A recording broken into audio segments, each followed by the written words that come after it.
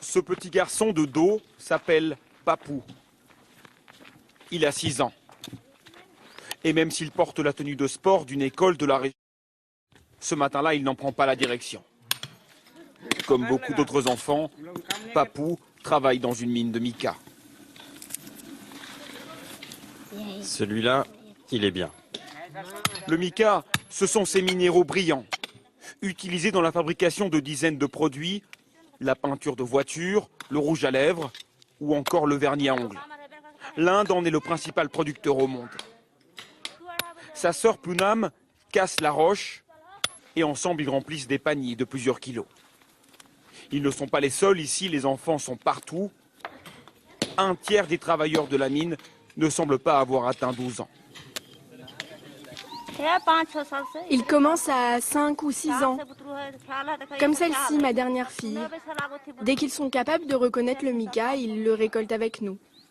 Ils aident leurs parents à joindre les deux bouts. Comme Kavita, 10 ans, qui manie le marteau plusieurs heures par jour. Trop apeurée, la petite fille n'ose pas nous parler. Son père nous explique. Elle fait exactement ce que nous faisons tous. C'est-à-dire, Elle creuse. Bien sûr, c'est notre travail. Alors pourquoi ne serait-elle pas douée pour ça? C'est le seul travail dans la région. Si nous ne faisons pas ça, comment survivrons-nous? le mica est utilisé aux 4 coins de la planète par de grandes compagnies. Mais ici, il ne vaut presque rien, 13 centimes le kilo. Les familles doivent en récolter toujours plus, un cercle vicieux.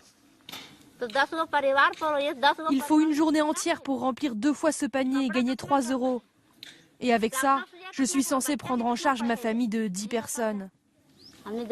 Comment je peux les habiller, les envoyer chez le médecin ou à l'école? Vous pouvez me le dire? Sur les hauteurs, le propriétaire de la mine connaît la loi. Il sait que le travail des enfants est interdit en Inde, mais le plus extraordinaire, c'est que face à nous, il va mentir. Nous avons vu à l'instant des enfants travailler ici.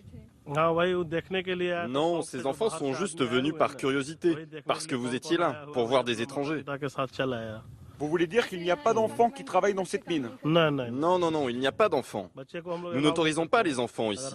Quand j'en vois, je leur demande de partir. Selon les associations, 5000 enfants travaillent dans les mines de mica. Le minerai est ensuite vendu, intermédiaires, revendeurs, exportateurs. 90% part alors vers la Chine, où les fabricants de cosmétiques, entre autres, ne peuvent plus déterminer l'origine du produit. Une opacité qui arrange tout le monde, sauf les petites mains du mica. Un homme essaye pourtant de changer les choses.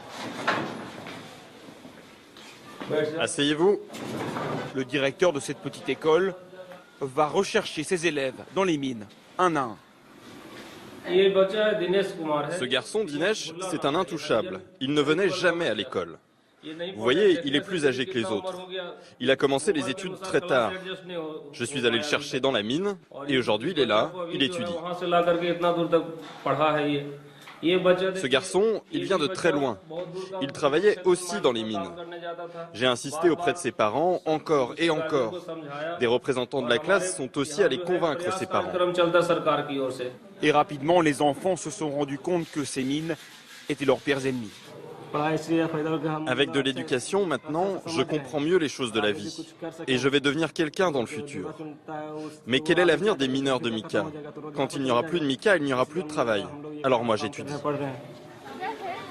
Et pour les garder à l'école, le directeur et les autorités locales offrent dorénavant un déjeuner copieux à chaque enfant. Et ça marche, même si les classes n'affichent pas complet. En quelques années, plusieurs centaines d'élèves ont réenfilé l'uniforme de l'école.